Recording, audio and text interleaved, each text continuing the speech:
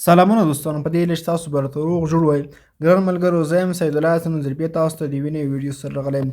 ملګرو، په نړۍ کې تاسو درښایم چې موږ څنګه کولی شو په خپل موبایل کې د ټونکیپر اکاونټ جوړ کړو. خپل ټونکیپر والټ څنګه په خپل موبایل کې جوړولی شو، په هغې کې د کار کولو ټوله طریقه درته ښایم چې څنګه هغه ته ټون کوین لیږلی شو، څنګه بیرته ترې رالیږلی شو، ټوله طریقه درته ښایم. په هغې کې دوهم یو ټونکیپر اپلیکیشن کې دوهم والټ څنګه جوړولی شو، ټوله طریقه درته ښایم. ټول نه مخکې به تاسو راشئ خپل موبایل کې ګوګل پلی سټور راخلاص کړئ، یا هم که تاسو آیفون استعمالوئ اپ سټور راخلاص کړئ. پورته سرچ کې تاسو ورته ټون کیپر ولیکئ، په دغه شکل کې تاسو ورته ولیکئ. کله مو چې ولیکئ دلته تاسو ته راځي ما نه خو اپډیټ غواړي که خیر که تاسو بیا انسټالوئ خپل دغه ځای نه به تاسو انسټال کړئ. نو لینک یې ډسکرپشن کې شته، هغه ځای نه تاسو ډاونلوډ کولی شئ. زما ټلګرام چینل کې هم لینک شته. کله چې خپل موبایل کې ټون کیپر اپلیکیشن ډاونلوډ کړو، اوس به تاسو راشئ په خپل موبایل کې به ټون کیپر اپلیکیشن راخلاص کړئ. ما همدغه نوی یو جوړ کړ، نو تاسو طریقه درښایم له سره. نو کله چې تاسو دغه ټون کیپر راخلاص کړل، دلته دوه طریقې درته راځي. که چېرته تاسو مخکې له مخکې والټ لرئ، خو دغه اپشن کلیک کړئ، هغه څلورویشت چې کوم انګلیسي لغتونه درکول کېږي هغه به دلته پیسټ کړئ. نو خیر موږ خو اوس نوی جوړوو، چې نوی جوړو رابشئ دلته کیریټ دغه چې کوم ښکاري د اولنی اپشن دلته تاسو ته ښکاري، زموږ تاسو کار له دغه سره دی. په دغه کیریټ نیو والټ باندې به کلیک ورته واخلئ. کله هم دلته کلیک وکړئ، لومړی تاسو نه پاسکوډ غواړي، یو 4 عدده کوډ به تاسو جوړ کړئ. په خپل موبایل کې پین کوډ به جوړ کړئ. دغه پین کوډ چې دی ستاسو په دغه موبایل کې، کله چې تاسو دغه موبایل کې د والټ استعمالوئ، صرف په دغه موبایل پورې اړه لري. که چېرته تاسو په بل موبایل کې د والټ راخلاصوئ، هلته بیا تاسو نوی پین کوډ غواړي. نو زه به داسې کوډ ورکړم، مثلا 4 وارې یو دا ما ورکړ، دوباره به اوس بیا دغه کوډ ورکړئ. نو دا پین کوډ شو زموږ تاسو. کله هم چې ورکړل، دې سره دغه زموږ والټ چې کوم دی تر دغه ځایه پورې بالکل جوړ شو. اوس په دې کې دوه کارونه موږ تاسو کوو. یو دا چې تاسو دلته بایومتریک ورباندې خلاص کړئ. بایومتریک په دې مطلب چې تاسو خپل موبایل فنګر چې کومه غواړئ هغه خلاص کړئ، چې ټرانزیکشن په وخت کې تاسو په هغه باندې تایید کوئ. ځکه فنګر لاک یا فیس لاک ډېر ضرورت ده. په آیفون کې فیس لاک ورباندې خلاصېږي، په انډرایډ موبایلونو کې فنګر لاک. دا مو چې کله ان کړ، اوس دغه لومړی خپل پین کوډ ورکړئ چې کوم تاسو لرئ، اوس خپل موبایل فنګر لاک یا فیس لاک ورکړئ، بس تاسو دا فعال شو. کله تاسو ټرانزیکشن کوئ، نو تاسو نه پین کوډ هلته بیا تاسو خپل فنګر سره تایید کوئ، اسانه تایید کېږي. او بل دا چې فنګر بس تاسو خپلې، بل څوک مقصد که پین کوډ تاسو ورکړئ، هغه بل څوک درنه زده کولی شي، هغوی هم ټرانزیکشن یې کولی شي، که چا راسته ستاسو موبایل ورشي. خو که فنګر لاک مو ورکړی وي، مقصد هغه صرف ستاسو په لاس کې شو. او د دې نه وروسته ډېر مهم کار چې موږ په ټون کیپر کې کوو، ډېر تر ټولو مهم ترین کار همدغه یو ده. ګورئ دغه بیک اپ د والټ ریکوري فرېز دا چې کوم دی دا ډېر ضرور دی. دا به تاسو کلیک کړئ. کله مو چې کلیک وکړل، دلته به راشئ، په کنټینیو باندې به ورته کلیک واخلئ. کله مو دلته کنټینیو باندې کلیک واخیستم، دلته فنګر سره ورته تایید کړئ. دغه څلورویشت کوم انګلیسي لغتونه ترکول کېږي تاسو خپله وینئ. دلته موږ ته د څلورویشت انګلیسي لغتونه راکړل شو په ترتیب سره. اوس به تاسو داسې کار وکړئ، نو دغه نه به یو سکرین شاټ واخلئ. ښه، دا ضرور په یاد ولرئ، یو سکرین شاټ به واخلئ. دغه د سکرین شاټ واخیسته. اوس دغه سکرین شاټ چې کوم تاسو واخیست، دا به دوستانو تاسو ځان سره یادداشت کړئ وبایستی. دا په یاد ولرئ چې دا تاسو نه ورک نه شي، تاسو چېرته درنه مقصد غلط نه شي. یا دغه ځان سره لیکئ، مې په لیکلو کې کیدای شي نه تاسو نه په یوه توري کې غلطي راشي، که چېرته په یو توري کې تاسو نه غلطي راغله بیا نه اخلي. په راتلونکي وخت کې چې کله هم تاسو د والټ راخلاصوئ په بل موبایل کې، دغه ټول توري بیا تاسو نه یو غواړئ هلته بیا لیکئ، یا تاسو نه د خپل موبایل مات شي، خراب شي، بل وخت لپاره ریکوري کوئ، په دغه باندې راخلاصوئ. دغه کیورډز لپاره تاسو څو خبره په یاد ولرئ. اول چاته ښکاره کوئ، هم دوهم دا چې تاسو نه بل څوک ونه ویني، چا سره شیر نه کړئ. دا ستاسو سیکرټ، لکه ستاسو پاسورډ چې شو دغسې شول، د ټول عمر لپاره ستاسو شول دغه والټ. او مشکل نه دی چې تر څو پورې ستاسو پیسې په والټ کې تر هغه وخته پورې دا ستاسو لپاره ډېر ضرور دی، مهم دی. نو ما خو دغه والټ جوړ کړی، زه خو تاسو ځکه ښایم چې صرف طریقه درته ښایم. زه نور خپل دغه بیا ډیلیټ کوم، دغه کیورډز بیا دا والټ بیا ډیلیټ کوم، مشکل نه لري.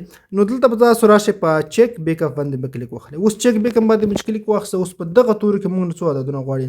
موږ ته وایي چې تاسو یو 5م عدد کوم یو، په دې کې 5م توری یا کیورډ چې کوم هغه کوم یو هغه دلته ولیکئ. نو 5م موږ سره دی فدرال په نوم دی، فدرال زه لیکم دلته، تاسو به همغسې ورته ولیکئ. او دې نه وروسته چې شپږم کوم دی، شپږم عدد چې کوم دی هغه موږ نه غواړي، دغه زه ورته لیکم هغه موږ ولیکو. اوس 18م لغت هم غواړي، یعنې 18م لغت چې کوم دی هغه به هم تاسو ورته ولیکئ. 18م د میری په نوم دی. ګورئ اوس په دې کې دغه لومړی غلط چې تاسو ته ښکاري، د 5م یو چې کوم دی دغه خطا شو. اوس دا ولې خطا شو؟ ځکه چې دې کې موږ لومړی توری په غټو لیکلی دی، ټول توري باید په کوچنیو. ګورئ اوس سم شو، یعنې دغه کیورډز کې فاصله هم نه وي، ټول په کوچنیو توري وي. دا مو چې ولیکل، لاندې ډن اپشن باندې کلیک وکړئ، تاسو والټ بالکل 100% جوړ شو. بیا که تاسو دغه ځای نه د ټلګرام جوین کوئ، ټلګرام یې هم جوین کړئ، دا اپشن هم ورک شو. اوس تر دغه ځای پورې موږ والډ جوړ کړو. اوس په دې کې ډیپازیټ څنګه کولی شو، ویډرا تر څنګه کولی شو. یعنې دغه ته اوس موږ غواړو خپل ټول کوین راولېږو. څنګه رالیږلی شو؟ دلته به تاسو راشئ ګورئ، ته به راشئ دغه ځای کې کوم اپشن چې ښکاري دا ستاسو والټ ادرس دی. دغه والټ ادرس وینئ، دا به دغه صرف یو کلیک واخلئ مکمل کافي شو. که ټول ادرس غواړئ چې معلوم کړئ، دلته په دغه ریسیو بټن باندې تاسو ورته کلیک واخلئ. کله چې ریسیو بټن باندې ورته کلیک واخلئ، ستاسو مکمل ادرس دغه ځای نه شو کېږي، ستاسو کیو آر کوډ ادرس هر څه رابشئ. خپل موبایل کې بیا تاسو باینانس راخلاصوئ، بل هر ځای نه چې تاسو ورته پیسې رالیږئ همغه ځای ته به راشئ. دلته چې تاسو باینانس کې خپل ټول کوین راخلاص کړل ته به راشئ، لاندې ویډرا بټن باندې به تاسو ورته کلیک وخلئ. هر ایکسچینج تاسو رالیږئ، دلته په سینډ کرپټو باندې کلیک وخلئ. پورته د ځای کې تاسو همغه ادرس چې کاپي کړی هغه ورته پیسټ کړئ. دلته تاسو میمو درنه غواړي، میمو اوس تاسو مه ورکوئ ځکه چې ټونکیپر کې میمو نشته. که تاسو بل ایکسچینج ته لګئ، ایکسچینج ته به ضرور میمو ورکوئ، خو ټونکیپر لپاره نه. نو څومره ټون لګئ همغه عدد چې څومره تاسو غواړئ همغه به ولیکئ او راشئ په ویډرا باندې ورته کلیک وخلئ. کله چې ویډرا باندې کلیک واخیسته، سبمیټ بټن باندې کلیک وخلئ، په کنفرم باندې ورته کلیک وخلئ او دې سره به دغه ویډرا زموږ والټ ته ورسېږي. زه منتظر کېږم چې دغه ویډرا زموږ ما کنفرم کړه دغه ده، زه تر هغې منتظر کېږم چې دغه زموږ ویډرا ټونکیپر ته ورسېږي. زه بیا تاسو ته بیرته رالیږلو طریقه هم درښایم. ښه دوستانو، دغه د زموږ ویډرا چې کومه دغه کمپلیټ شو د ټون ویډرا. اوس زه بیرته راځم ټونکیپر اخلاصوم. کله چې تاسو ټونکیپر خلاص کړئ، دلته ریفریش کړئ یو وارې، دلته تاسو ښکاري موږ ته همغه یو ټون رسېدلی دی، 0.99 ځکه چې لږ څه د پیسې موږ نه کټ کړ هلته په باینانس کې چې کله موږ رالیږل. نو په دغه طریقه تاسو دغه ته اوس رالیږلی شئ. ټون مو ورته راولیږل په دغه طریقه. دلته خپله هسټري چیک کولی شئ، ما ته څومره ټون راغلي دي، د کوم ځای نه راغلي دي، ما دغه راولیږل. اوس د باینانس په دغه وخت باندې دلته تاسو ته ښکاري هغه د دې مکمل ډیټیلز په دغه ځای کې بیا معلومیږي. اوس په دې کې موږ دا ټون کوین بیرته څنګه باینانس ته لیږلی شو، دغه طریقه مهمه ده. ګورئ دوستانو، که ټونکیپر ته رالیږئ اسانه طریقه ده، خو ټونکیپر نه چې بیا لیږئ هغې طریقې لپاره یو ډېر مهم پوینټ دی چې هغه باید تاسو په نظر کې ونیسئ، هغه ډېر ضرور ده. زه اوس بیرته راځم دلته په سپاټ برخه کې، دلته زه ورته ټون لیکم. ټون ګورئ ما ولیکه، دلته اوس راغی ټون، په ډیپوزیټ باندې کلیک کوم، ټون انتخابوم. کله چې تاسو ته انتخاب کړئ، دلته اوس موږ ته تاسو دغه ادرس چې کوم دی، دغه ادرس ګورئ، دغه ادرس دا ادرس موږ ته د ټول ادرس یو ډول دی په باینانس کې، فرق په چې کې دغه میمو کې دی. نو اوس به لومړی تاسو دغه ادرس کافي کړئ. ښه، د باینانس ته رالیږلو طریقه یوازې باینانس ته نه، بر هر ایکسچینج چې تاسو لیږئ، صرف که بل ټون والټ وي هغه ته تاسو دغه ټون کوین لیږئ، هیڅ مشکل نه لري. په همدغه طریقه ډایرکټ لیږلی شئ، د ادرس له لارې میمو کوډ ته ضرورت نشته. خو که تاسو هر ایکسچینج ته لیږئ، باینانس ته، بایبیټ ته، بیټ ګیټ ته، اوکې ایکس ته، بل هر ایکسچینج ته لیږئ، تاسو به میمو کوډ ضرور ورکوئ.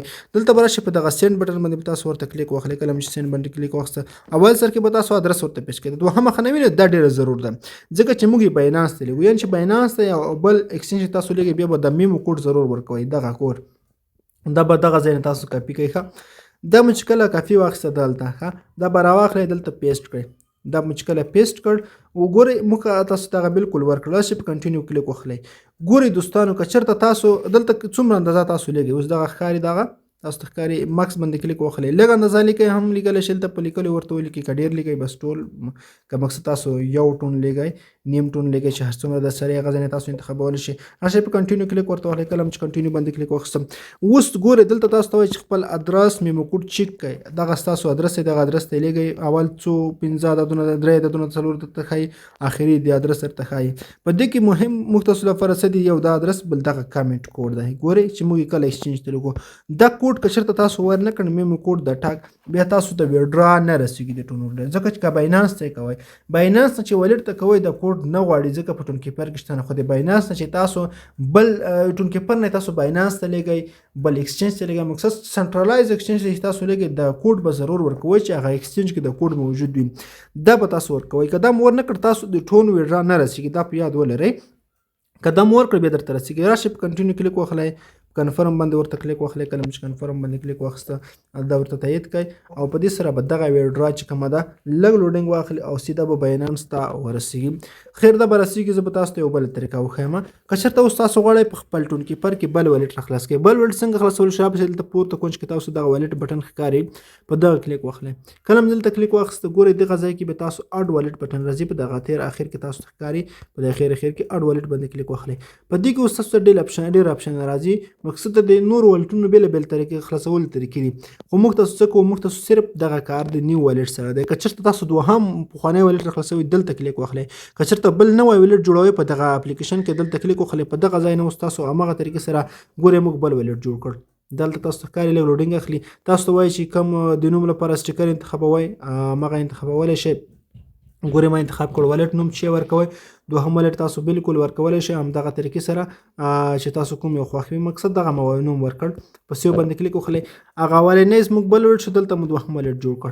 هغه اولنی والټ دغه شو او دغه والټ ته که تاسو نوم بدلوئ دلته په چینج دغه سیټینګ بټن باندې ورته کلیک وخلئ. سیټینګ باندې دلته کلیک وخلئ. تاسو کوم سټیکر ورکوئ سټیکر ورکولی شئ. نوم لیکئ نوم ورته لیکلی شئ چې هر څنګه ستاسو خوښې وي نو په دغه طریقه تاسو زه ترتیبولی شئ. ګورئ زموږ والټونه جوړ شول.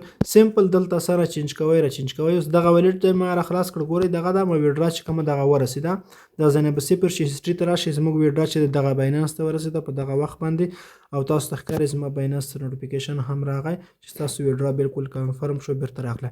نو په دغه طریقه تاسو ټون کیپر والټ جوړولی شئ، په هغې کې کار کولی شئ، په کې بل والټ جوړولی شئ. اوس پخوانی والټ راخلاصوئ دغه ځای نه تاسو په اسانه طریقې سره بیا راخلاصولی شئ. د ټول ترکیب مې تاسو ته وښودلې. په دې کې مهم چې دي هغه ستاسو کیورډز هغه درنه هېر نه شي، ځان سره خوندي وساتئ. مننه که وختونه مو ښه چې